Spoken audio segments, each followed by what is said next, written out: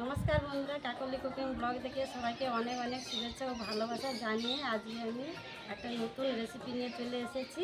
আজকে তৈরি করব অরিও বিস্কুটের কেক। তো বন্ধুরা, আপনারা পুরো ভিডিওটা প্রথম থেকে শেষ পর্যন্ত দেখতে থাকুন আমি কীভাবে কেকটা বানাই। তো এখন যাওয়া যাক উনুনের কাছে।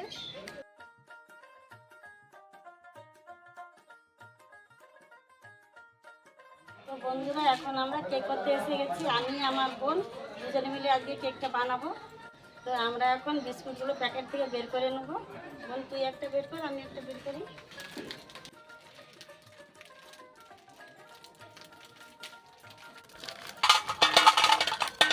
তো আমরা এখন এই বিস্কুট থেকে ক্রিমগুলো ছাড়িয়ে নেব।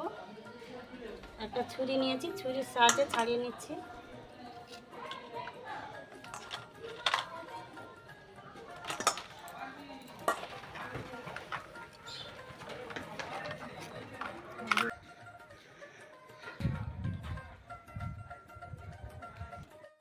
তো বন্ধুরা, আমি 5 প্যাকেট বিস্কুট নিয়েছি।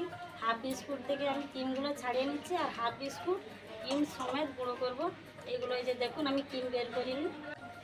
আমার বোন এখন বিস্কুটগুলো গুঁড়ো করে নিচ্ছে। দেখুন বন্ধুরা, এইভাবে গুঁড়ো করে নিচ্ছি।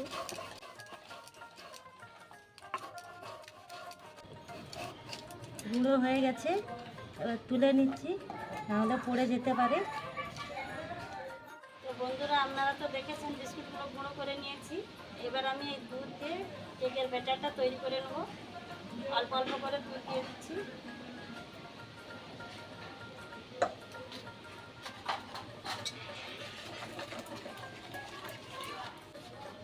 বিস্কুটটা এমনিতেই মিষ্টি আছে, আমি তাই কম করে চিনি দিচ্ছি। আপনারা পরিমাণ মতো দেবেন, যে যেমন মিষ্টি খাবেন।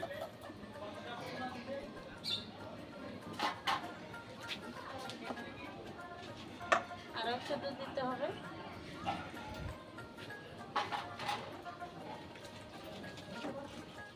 তো উনুনটা আমার জ্বলে গেছে, আমি এবার কড়াটা তুলে দিচ্ছি। 5 মিনিট হিট করতে হবে। এবার আমি একটু ভ্যানিলা এসেন্স দিয়ে দিচ্ছি। আপনারা এটা দিতেও পারেন, আবার নাও দিতে পারেন।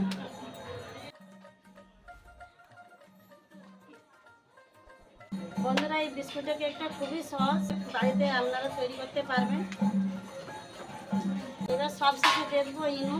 আমি এখানে ইনো নিয়েছি এক প্যাকেট। ইনোটা লাস্টে দিতে হবে, প্রথমে দিলে হবে না। এবার ইনোর উপরে একটু দুধ দিয়ে দেবো।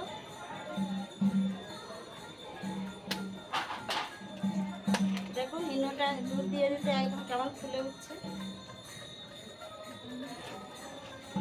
আবার একটু ফেটিয়ে নেব। এবার আমি একটা বাটি নিয়ে নিয়েছি, আর এই যে একটা খবরের কাগজ সমান করে কেটে নিয়েছি। এবার একটু তেল দিয়ে দেব।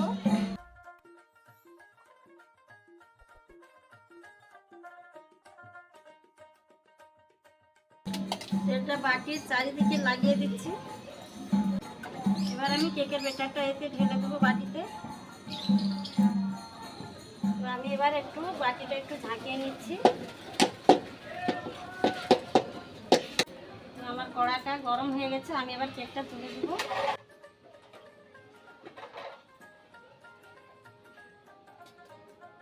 আমি একটা গামলি নিয়েছি, গামলিটা ঢাকা দিয়ে দিচ্ছি।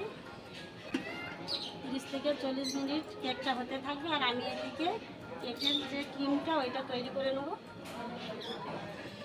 ওদিকে আমার কেকটা হোক, আমি এদিকে ক্রিমটা বানিয়ে নিচ্ছি। তো বন্ধুরা দেখুন, এই যে মাখনটা একটু একটু করে কেটে নিচ্ছি। বন্ধুরা, কড়াতে একটু জল গরম করে নিচ্ছি, আর আমি এই যে মাখন নিয়ে নিয়েছি, মাখনটাকে একটু গুড় দিয়ে গুলিয়ে নেব। আমি এবার এই গরম জলে বসিয়ে দিচ্ছি। দেখুন, মাখনটা আমার গলে গেছে, আমি এবার এটা নামিয়ে দিচ্ছি। বিস্কুটের যে ক্রিমটা এইটা একটু দিয়ে দিচ্ছি। এবার একটু ভালো করে মিশিয়ে নিচ্ছি।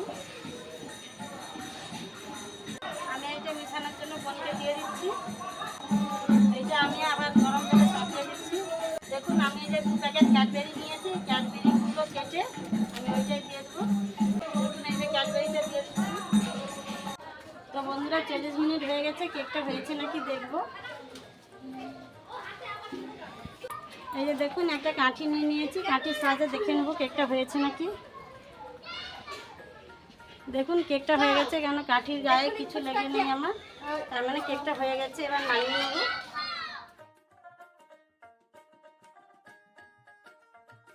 বন্ধুরা দেখুন কেকটা আমার ঠান্ডা হয়ে গেছে। এবার আমি একটা প্লেট নিয়েছি, প্লেটে আমি উপর করে নেব। আমি একটা ছুরি দিয়ে এই যে সাইডগুলো কেটে নিচ্ছি। এবার এই প্লেটটা আমি এরকমই করে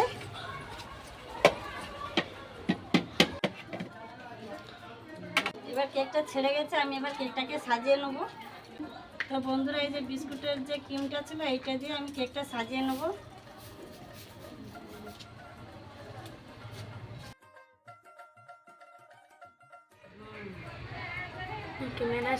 তো বন্ধুরা এই যে একটা আমি চিক নিয়ে নিয়েছি, আর চিকের কর্নটা একটু ফুটো করে দিয়েছি। এবার আমি এই ক্রিমটা এতে ঢেলে নিচ্ছি চিকটার ভেতরে।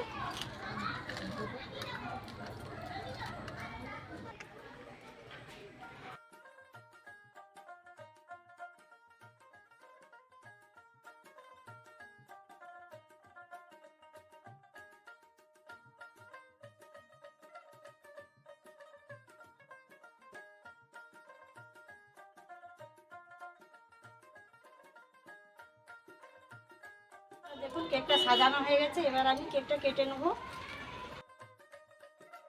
দেখুন কি সুন্দর হয়েছে কেকটা, এবার আমি একটু কেটে নেব।